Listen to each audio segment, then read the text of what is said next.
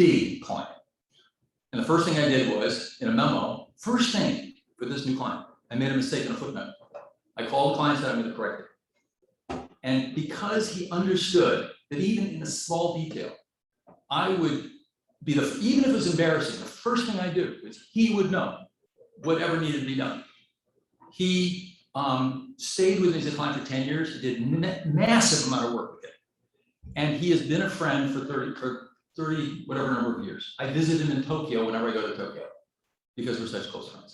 Now, that's based on trust. These are Christian principles and how they work. And they bring in business and they keep clients on a global level. So let me just end there. That's a little bit of introduction of, can you be a Christian and successful in business?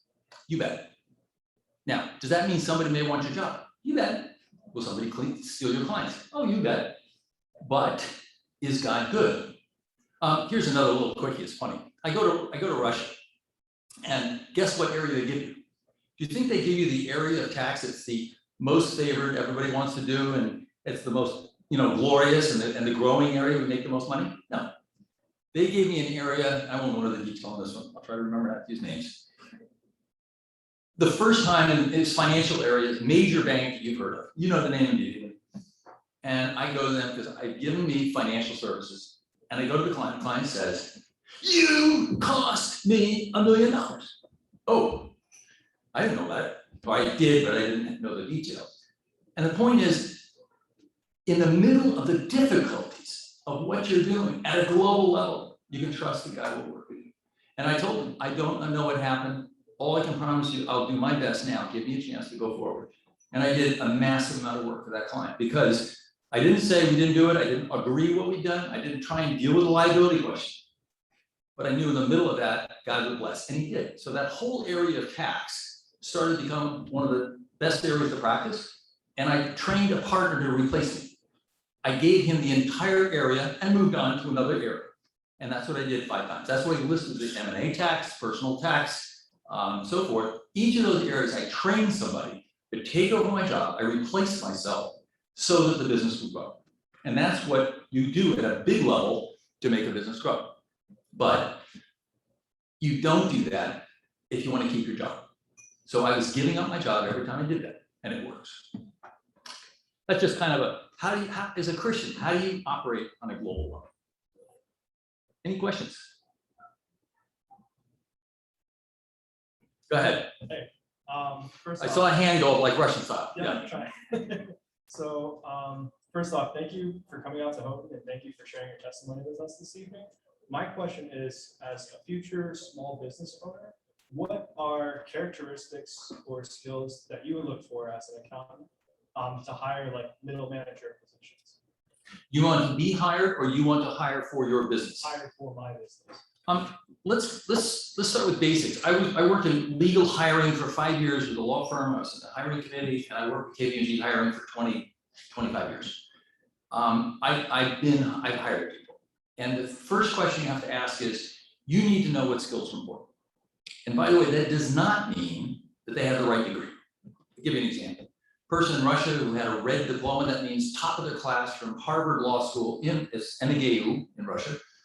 I was begged after I hired her to fire her. Begged. Everybody in the legal department begged me to hire her. Why? Because you see, soft skills, getting along with people, working in a team, hard work, understanding how to relate to people are so important that top of Harvard Law School class will not help you in working together. So first of all, know what you want. So if you have a situation that people have to be able to work together, make sure it's on your list. It's not a minor, it's a major. Another comment would be that when I interview people for any job, I often don't look at the surface of what they're presenting. I'll give you an example. I interviewed for one job for lawyers, and instead of looking at their degrees and whether they were top of the class at Harvard or wherever else, in Russia, I interviewed about 50 people, and I just gave them a simple set of facts. And the reason I did this is because I didn't care whether they could recite the law. They learn the law in Russia typically by learning the law. I didn't want that. I want to know, can they think with the law? Could they do something with it? And 2 out of 50 could answer the question of whether or not you could represent the landlord in this case and do something. It's really simple basic law, but the question became, can you apply it, can you think? And that's more important often than your fancy degrees or anything else. So learning to think is something that you want to see. Can this person deal with a problem that they have not seen in the textbook? Can they deal with new facts? Are they adaptable? Can they learn on their own? Self-learning is the other thing. I always look for self-learning in a resume. If somebody took a course that they didn't have a teacher, that's a plus. You shouldn't get that. So self-learning, analytical skills, people skills, soft skills, very, very important. Thank you. Any questions? Yeah, I'd like to know, for our students here, what's something that you know now that you wish that you knew when you were in college? I wish I had known more about what the structure of a business is like, so that I could have anticipated a little bit better what I would need to know at different stages. And the reason is, and I'm sorry to say this so bluntly, you will not find mentors in business.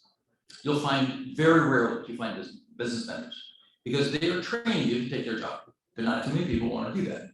So finding somebody who truly will tell you and bring you alongside and give and hand over to you the keys, the knowledge of what it really takes to do that role or whatever is not very common, not common.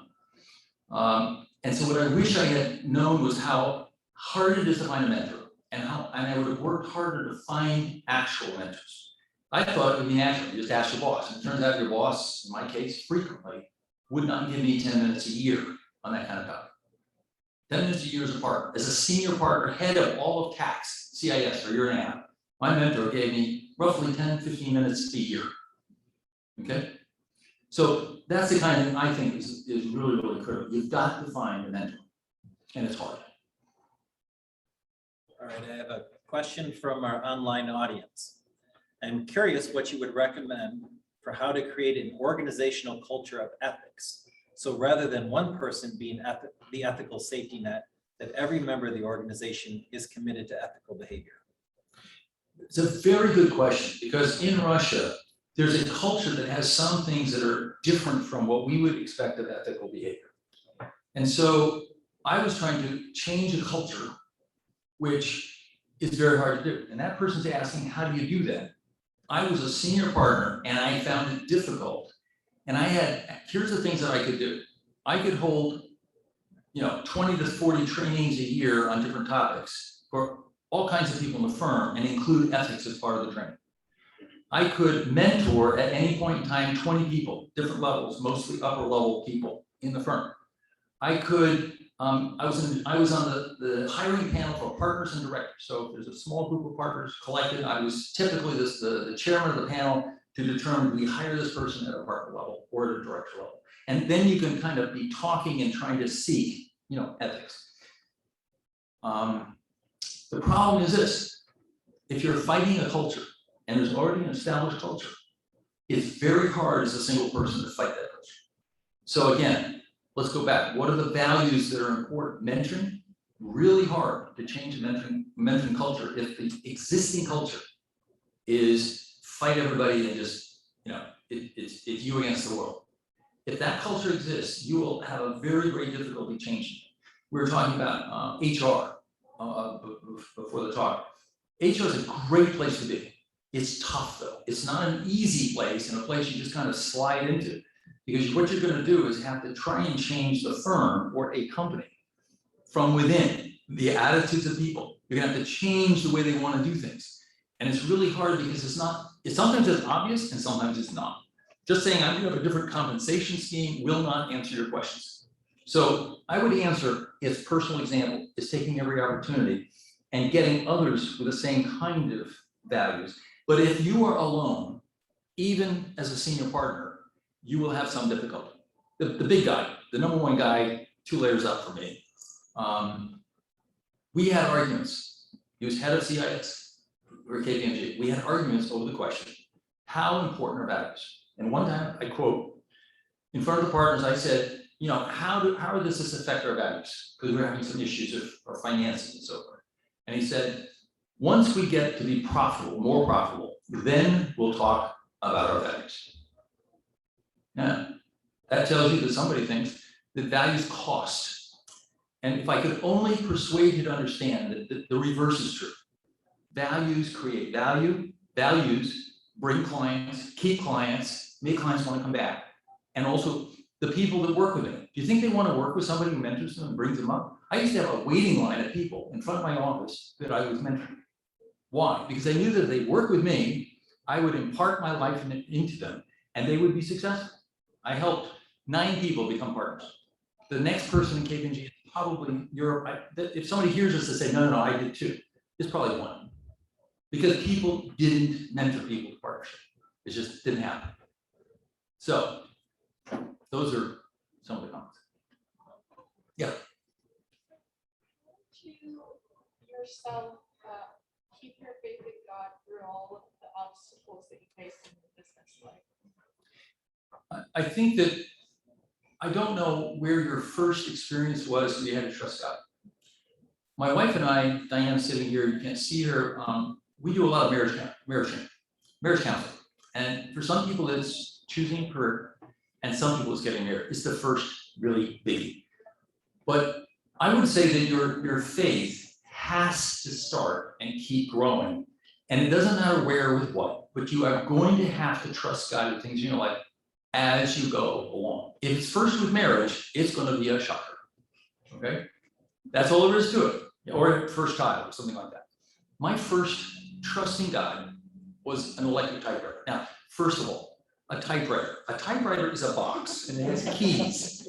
And you push the keys down and it makes a mark on paper. Okay? I know this is a little bit old for you guys, but it was an electric typewriter. I went to college and that was my graduation gift from high school.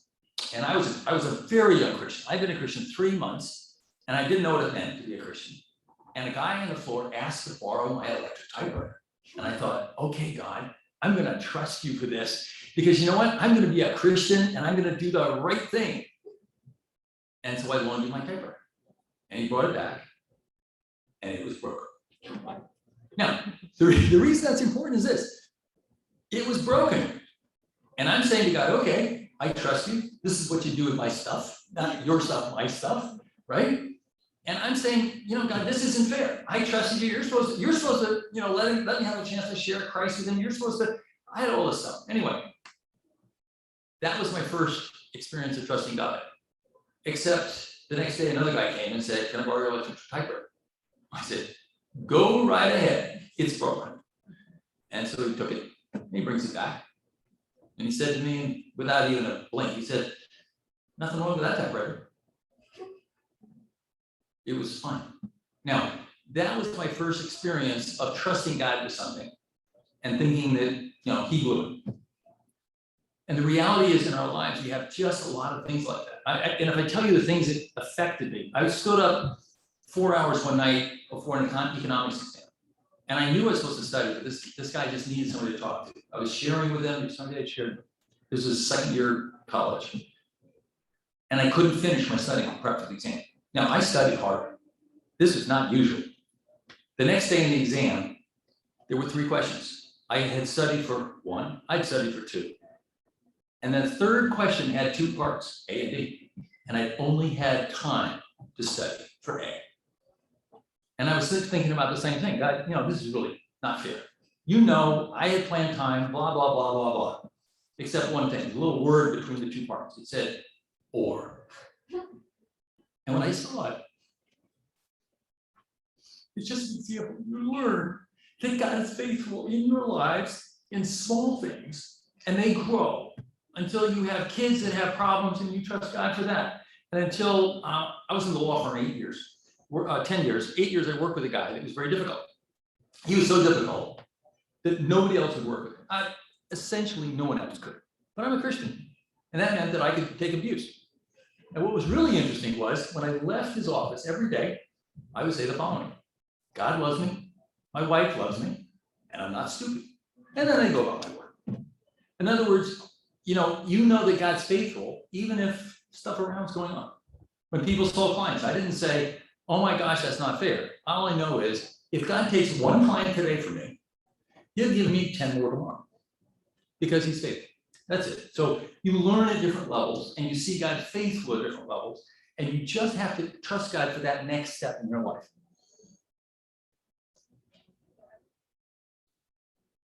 Does that answer? Yes. Yeah. You talked about mentorship and it being difficult to find a mentor. Yeah. So you worked at KPMG, Big Four. What would you say in terms of like, I know where I am from, in Lancaster, Pennsylvania, Philadelphia area, they have a lot of different like smaller accounting firms. Yeah. That seem to have good culture and good environments. Would you say that there's more opportunity starting as like for mentorship starting at like a smaller firm versus the bigger firm or vice versa? I know that bigger firms usually have more development programs. Any thoughts on that? The no mentoring was specifically KPMG Russia. And again, naming my firm. I would have said that the low mentoring is common in the big firms at different levels for different reasons. But it's also true in a small firm. So you kind of have to see the self-interest of the firm is that if I mentor, it's because I train people who are going to work for me and make me look good. Just stop and think about it. I'm going to mentor people in my team so they work better. I can give them even more work, and then I look better. And the problem with that motivation is you have to break it somewhere. Because you're not just doing it so that they can be your team forever, but you have to eventually pass the baton. And that's hard for people. Every firm, because of something that you know. Have you ever heard the word sin in the Bible? Well, people are selfish. They don't want to do it.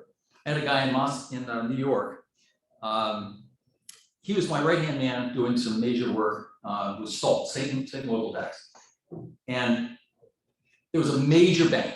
I'll just say major bank, a German bank, coming to the US, buying a US bank, big bank in New York City. That was my area. So I'm supposed to be the tax partner on it for state local tax. And he comes in, he's a senior manager, and I am training him in mentoring. And he came into my office and said the following. He said, I think it was Dresdner Bank, doesn't matter, but Dresdner Bank has called me. And they want me to work with them on this major transaction. And, you know, it's going to be in the next month or two and whatever else. And that was all. And I just laughed. And the reason I laughed, and he understood, but I had so trained him that I was passing the baton. Even major clients knew that if they couldn't get me, they'd get him. And he was now doing a major transaction for KPMG. Not just, I was grabbing him to do my work, but he was going to be the guy. Fast forward 5 years. I got a call in Moscow that he was going to leave the firm. And I said, what are you leaving for? And he said, no. I said, forget it. If you want to do not what we were doing, but international, I'll get you an interview. You'll get a job at KPMG in this other area. Next morning, he was interviewed and rehired in another division. Okay? Senior manager, my guy. He became a partner 2 or 3 years later. Have you ever heard of the Pfizer-Lambert merger? Maybe you don't. It was the biggest pharmaceutical merger in the world. I mean, huge. The guy that was the international tax partner on it, my guy. Now, did it pass the baton? Oh yeah, he went way beyond where I was. And that's what you're not going to find. You find people who want to pull it down. That's the problem. Yeah, this is my wife. She has a question. I'm just trying to clarify for him, what is the advantage of working in a big firm Yeah. versus small? I don't think there is. You're going to have to test the environment. That's what I'm trying to say. It's everywhere the same issue. Every firm in America will be the same issue. You're going to have to understand if it's real. They'll tell you we mentor. You have to find out. And by the way, Moscow, Russia, they say, oh yeah, we mentor. And everybody knows there's a real problem. How do you know there's a real problem? You look at the promotions and you find out whether people are replacing themselves. So over a period of time, I presented how many partners we had when I started in KPMG Russia and how many we should have now. And instead of having 250 under any strategy, we had 120. What does that say? We're failing to reproduce ourselves. Okay. Yeah. Anyway. Any questions?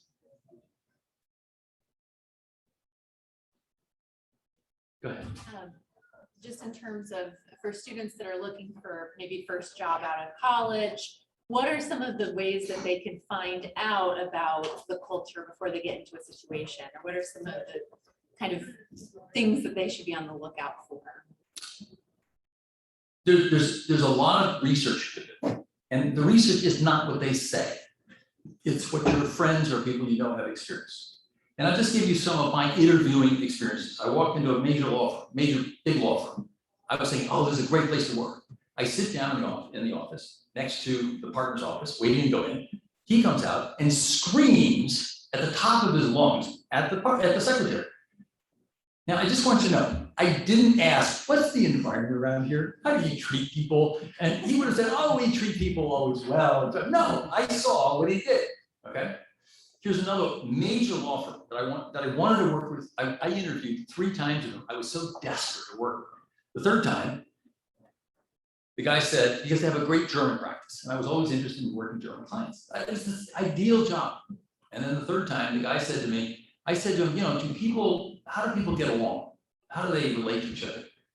Because I heard from some of the people when I interviewed that they basically work solo. They don't talk to anybody. They do their work and go home. And I said, well, how do you develop a sense of we are working together as a team? And the guy just put up his hand at lunch and said, look, if you're interested in team relationships and people working together and stuff, maybe you should find a small firm. Okay, so you'll find out very bluntly in the interview process if you're watching. You know what I mean? Ask your friends.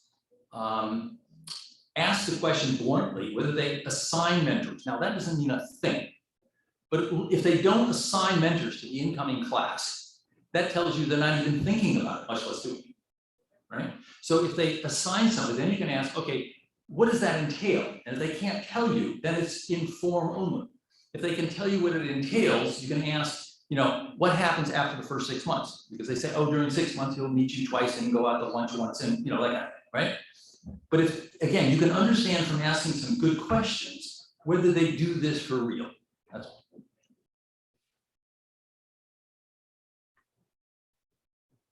So you're in this next chapter of your life. Oh, yeah. You're now living in Old Forge, New York. So you're asking, what do I want to do when I grow up? How do you take all of this experience Yeah. and all of your passions, and as you and Diane evaluate the days ahead, how do you invest in mentorship, which you obviously value, Yeah. and in ministry, which has been so integral to your lives? What's that going to look like, do you think? We're not sure, because we still have different things we're doing in Russia. It seems incongruous that we would still be responsible for the family ministry of Campus Crusade for Christ in Russia, but currently we are. We lead the team of people doing family ministry in Russia. Really odd, right? The reason is because we are leader servants, and that's what's needed, and we encourage them, the members who are essentially all Russian, to be successful. That's our goal. And again, as a leader, if you do that, you're always going to have a role. So we're still doing that, but we'll try and replace ourselves this year. That's a goal for this year. In addition, there's a couple things I'd like to do in Russia called leadership impact. That has to do with getting Christian leaders who are focused not on business because we're successful, we're good people, God bless us, aren't we wonderful kind of thing, excuse me. But we are business leaders who trust God, and we want the world to know who Jesus is. And that kind of a movement is something I'd like to see. There's a bunch of businessmen who meet on Tuesdays. They have for, well, the 20 years that I was there. We started as 10 of us, 5 Russians, 5 Americans. They've done prayer breakfast, they've done a number of things, but I'd like to encourage that group of top leaders and to have an impact. So that's something I'm still doing and want to do over the next year as we transition from family ministry. I want to work with business leaders in Russia. So, in addition, I would have said sharing with the next generation with you. There's 3 guys right now that I'm working with in Russia. They're kind of your age. All of them started with almost 0 goals in life. They came out of a situation where just said, no, just no one to do. And after 9 years, one's in middle management in a bank. Another one is working and getting to college. You know, and the point is having the impact. It doesn't matter. They don't have to become the global head of anything. but helping one person to be successful in their life. This first guy that I mentioned, 8 years, he will become an elder in his church over time. He will have an impact in the local church. He will have an impact on the people around him. He didn't tell me, but he already has a group. This was about a year ago. He just mentioned, oh, by the way, I'm leading a group of young men that I know and I'm mentoring the way you mentored me. He didn't even tell me. It just kind of, oh yeah, by the way, I'm doing it. Okay. That's how you and I are going to have an impact. Is pass it on. So that's what we're going to do. I just don't know all the details. Yeah. One last question. How did you happen to come into like international business? I'm sorry. I just. How did you start the process of becoming involved in international business? Like, where did that start? I'm a linguist. My dad was a linguist. He knew 8 languages. I grew up. It was the one thing I shared with my dad. I was very strong. And so when I was a kid, he sent me to France when I was 13. I traveled there by myself. It was really weird. So I spent the summer in France. I learned French. I came back and skipped a couple of years in high school and, went to the French 5 instead of French 3. My junior year in high school, he swapped kids, agreed to swap kids with a friend of his in Germany. And so I went to Germany near Munich for a year. I went to a German high school in German and I passed all my courses except German composition. I failed. Okay, what can I say? I failed. So I learned German.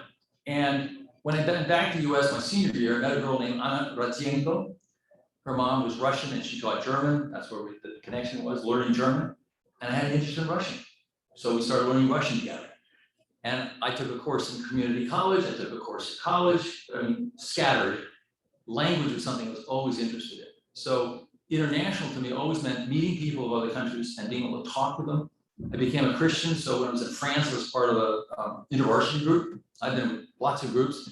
University, we had a great fellowship at the University of Strasbourg, 80 of us. We were fanatics in terms of just sharing Christ with people outside of the cafeterias and the student. I mean, we just had a wonderful time. We were in Germany together. After we got married, we were in a state Lutheran church with an evangelical pastor, and we were in charge of the youth group. So a bunch of kids come over.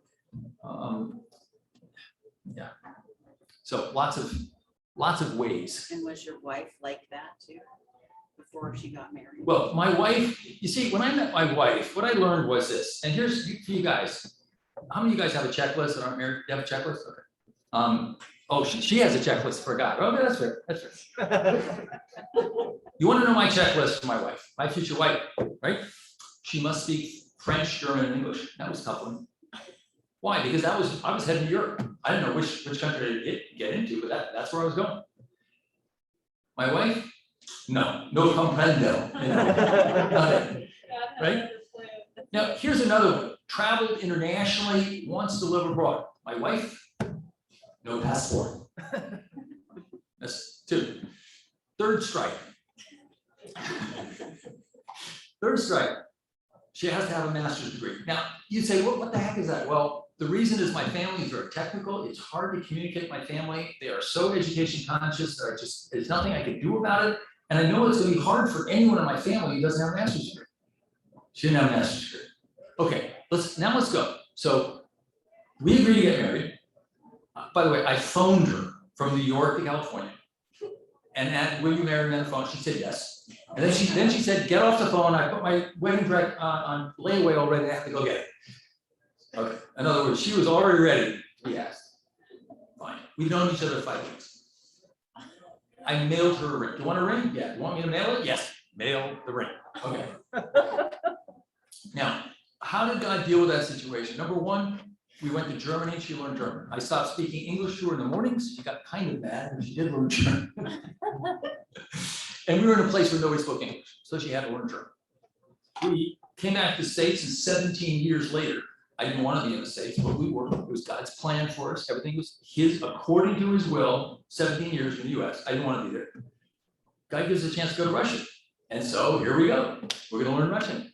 And Diane learned Russian along with the 3 boys, and that became our language. So Diane not only learned, she's refusing, by the way. This is really disobedience, but she's refusing to now learn French. What can I say?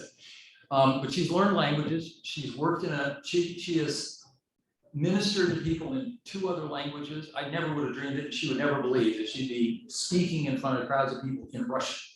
You know what that means? I mean, you can't imagine how complicated that is. So she speaks the language. She lived overseas for now 23 years, 23 years. And by the way, when I went to become a lawyer, she was supposed to get a PhD, put hubby through, right? She was supposed to work. And she went to the University of Pennsylvania and said, I can do secretary work. And they looked at her and said, you'd make a great teacher. And she was a teacher. She was a PE teacher. And they offered her immediately to start the graduate program of education because she's such a wonderful person. She doesn't take tests well, but she got these resumes that says she walks on water, basically. And she does. She's that good as a teacher. So she got a master's degree from an Ivy League school. Hold it. That was not the plan. And now, after 15, 20 years, she can relate to my family, believe it or not, better. Okay, so that's how God answered it. So if you guys have a checklist, throw it away. Okay, throw it away. Won't do you a bit of good. And if you have more questions about getting married, we can talk. So stay put here for a second. Bob and Diane are going to go over to the alumni dining room at 7 o'clock for Global Christian Fellowship. And if you want to hear more about their stories and the ministry that they had overseas, that'll be a part of the conversation.